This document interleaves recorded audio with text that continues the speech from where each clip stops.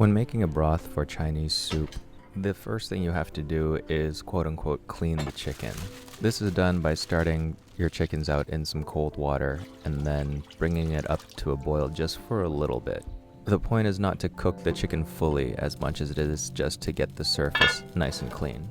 This is a pretty old technique, and whether or not it actually works or is even necessary is pretty highly disputed, but what I do know is that it does actually do a really good job in helping you get a really clear broth a lot more easily than sticking around the pot and skimming it. As soon as the water starts to boil, you take the pot off of the heat, remove your chickens, and cool them under cold flowing water.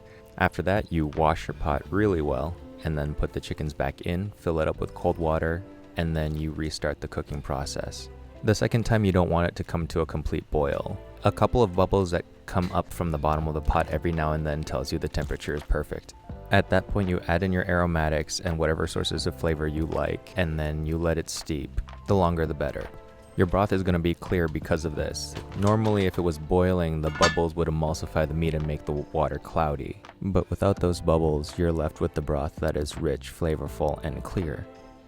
When it comes to deciding the flavor of the broth, I tap into a pretty personal process. I take into account things like the weather or the seasons, as well as my mood and if there's a specific goal that I want this broth to achieve. Do I want to focus on warming elements or it to be refreshing? Do I want it to pair well with anything else that I might be serving with it? There are some standbys that you can always count on, such as mixing onions in with star anise. The combination of those two flavor compounds produces a flavor that actually reminds us of beef.